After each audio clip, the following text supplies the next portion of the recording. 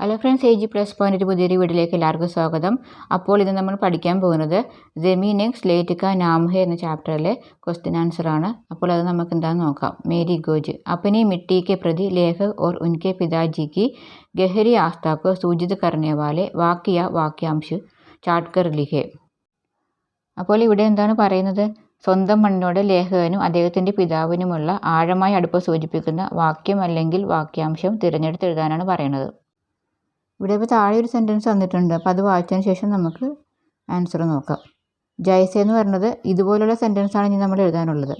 ജിസ് ദിൻ ജമീൻ की रजिस्ट्री होनी थी उसके एक दिन पहले पिताजी ने मुझे अपने साथ खेत चलने को कहा. അപ്പോൾ ഇവിടെ പറയുന്നത് ഭൂമി രജിസ്റ്റർ ചെയ്തതിന് ഒരു ദിവസം മുമ്പ് അച്ഛൻ മകനോട് പറയാണ് തന്നോടൊപ്പം ഫാമിലേക്ക് വരാനായിട്ട്. ഈ സെൻറ്റൻസ് നമ്മുടെ ചാപ്റ്ററിലുള്ളതാണ്. അപ്പോൾ ഇതുപോലെ വേറെയും കുറേ സെൻറ്റൻസ് ഉണ്ട്. അപ്പോൾ അതെന്താണെന്ന് നമുക്ക് കണ്ടുപിടിക്കാം.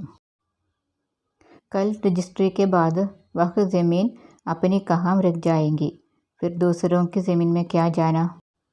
नेक्स्ट सेंटेंस, खेतों में पहुंचकर वे सूर्यास्त तक उन खेतों में टहलते रहे जो बिकने वाले थे.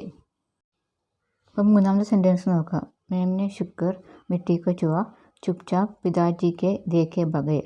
क्या ज़मीन एक स्लेट का नाम है जिस पर हमारे बचपन की कविता लिखी है, या शायद एक फूल का नाम जिसके रंग में हमारे रक्त की चमक है.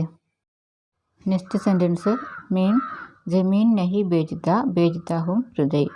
उस धूल और इस रक्त का प्यार मैं बेचता हूँ आगे अपनी दो अदद आगे.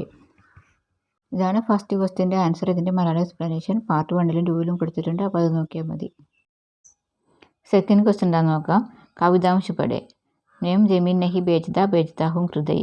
अपनी छाती से काटकर जिस पर गिरकर चिले मेरे घुटने उस धूल और इस रक्त का प्यार मैं बेचता हूँ.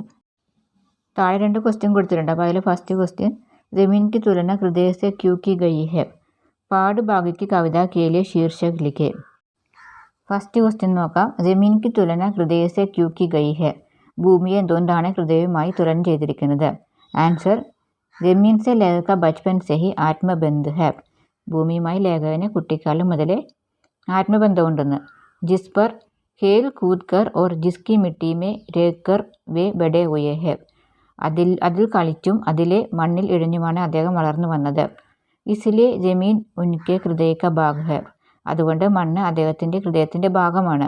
उससे बिछड़ना उसके लिए वेदनाजनक है.